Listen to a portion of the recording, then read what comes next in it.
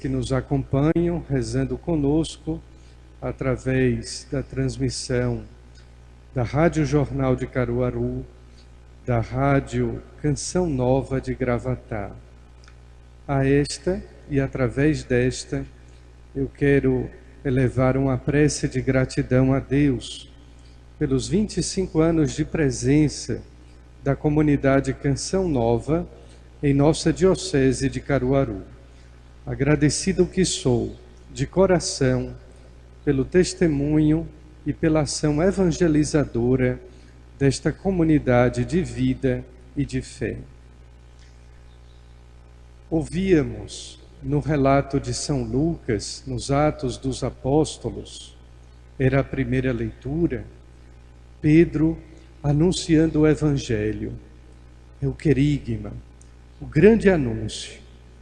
E a síntese mais profunda e mais bonita do Evangelho é exatamente esta, a mesma que Pedro anunciava.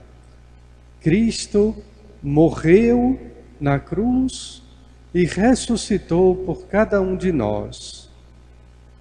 Diante deste anúncio tão forte, tão profundo e tão bonito, as pessoas ficaram encantadas. De fato, não existe nenhum líder religioso na história da humanidade que tivesse morrido e ressuscitado. Mais ainda, não existe nenhum outro líder que tenha oferecido a sua vida para que o povo tivesse uma outra vida, não condições de vida, mas uma outra vida em plenitude. E é assim que termina o Evangelho de hoje, quando Jesus nos assegura que Ele veio sim, mas para nos dar uma vida plena. E vida plena nós somente teremos na eternidade. Não existe vida plena aqui neste mundo passageiro, porque esse mundo é marcado pela imperfeição. Nosso mundo, nossa vida é marcada pelos limites e, consequentemente, naquilo que é imperfeito, transitório e fugaz, jamais encontraremos a plenitude, senão na eternidade. Pois bem, voltemos ao anúncio bonito do Evangelho feito por Pedro. As pessoas encantadas desejavam viver esta mesma fé e perguntaram então a Pedro: o que nós devemos fazer? Certamente muitas pessoas chegam até nós, como chegam diariamente a Padre Zenilson, e perguntam: eu gostaria de participar desta paróquia, da catedral, tão bonita, tão animada, o que é que eu posso fazer? Certamente elas esperam uma resposta muito concreta. Faça parte do grupo de liturgia, faça parte do grupo de solidariedade ou de caridade aos necessitados. Mas se Padre Zenilson ou Padre Francisco disserem a uma destas pessoas o que Pedro respondeu àqueles interlocutores seus, essas pessoas saem ofendidas. E o que Pedro respondeu àquela pergunta? O que nós devemos fazer? Pedro foi taxativo, foi muito sincero, foi explícito: se convertam. Mas nós não aceitamos que nós precisamos de conversão. E Deus vai nos dando lições, vai permitindo que lições surjam, aconteçam em nossas vidas para o nosso próprio bem, para a nossa conversão. Há 4 semanas atrás, um pouco mais, celebrávamos o tempo da Quaresma. Eis o tempo de conversão, eis o dia da salvação, eu dizia numa das catequeses. A gente se acostumou tanto com isso.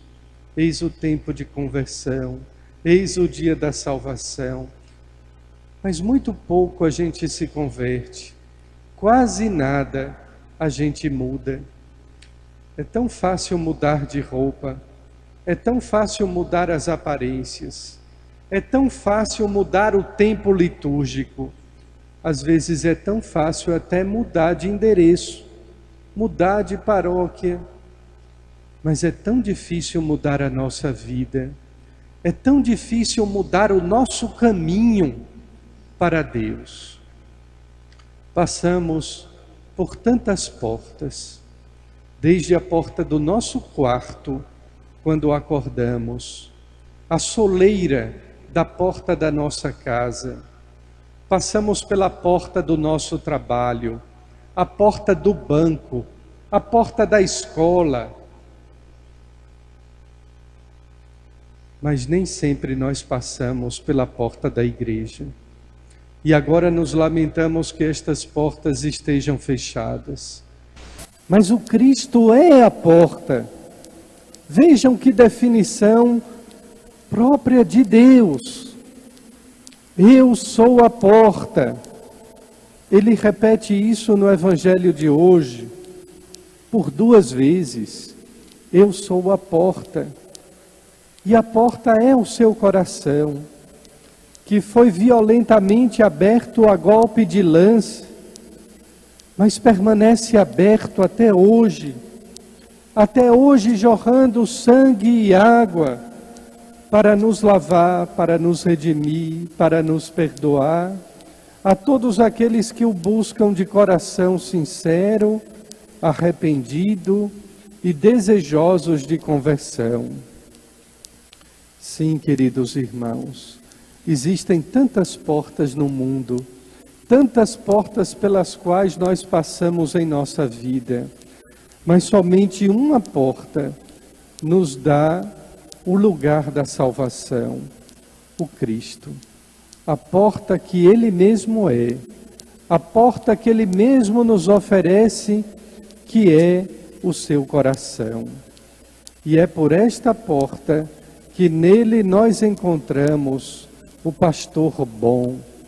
Há uma tradução italiana que diz o pastor belo, isto é, a beleza de quem sabe cuidar, a beleza de quem sabe conduzir. Mas existe também uma beleza de ser ovelha.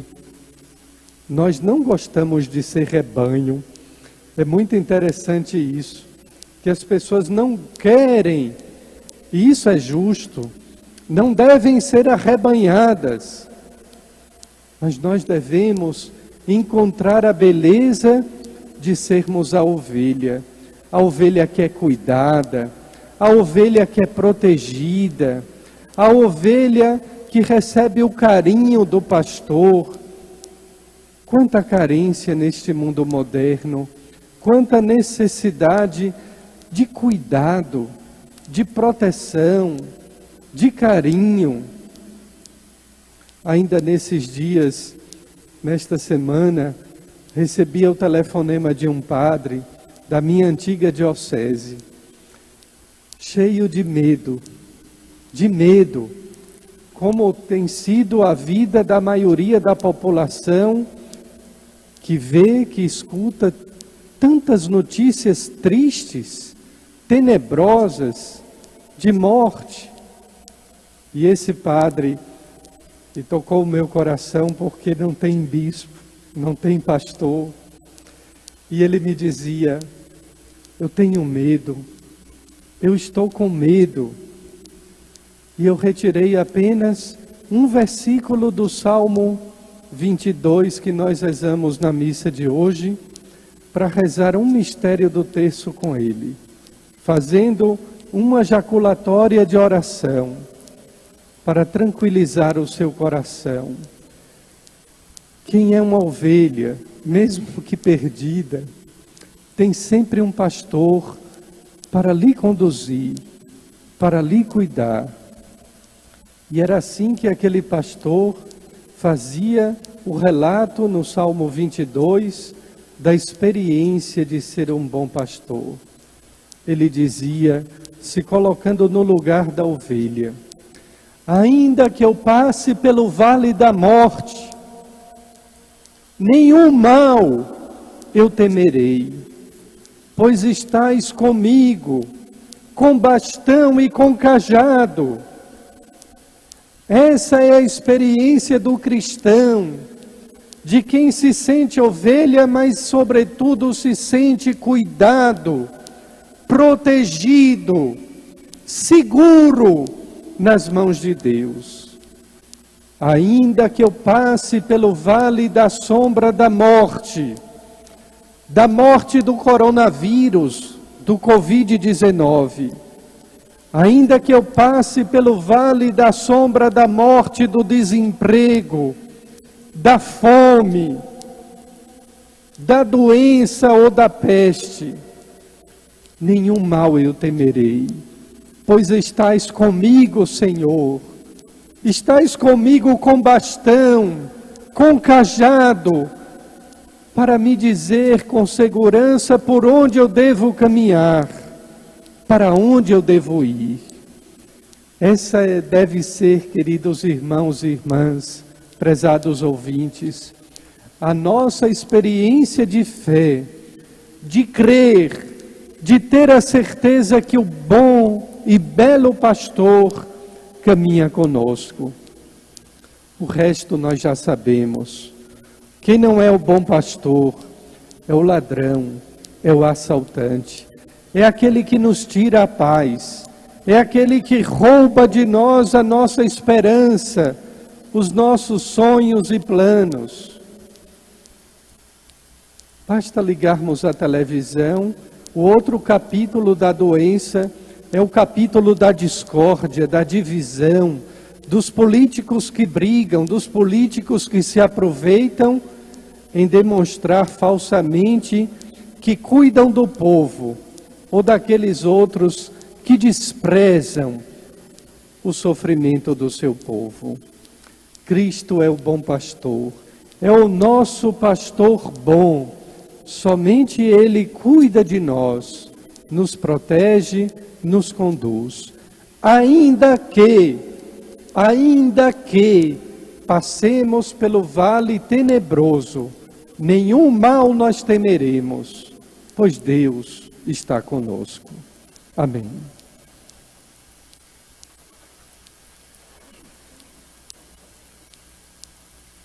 Creio em Deus Pai, Todo-Poderoso, Criador do céu e da terra, e em Jesus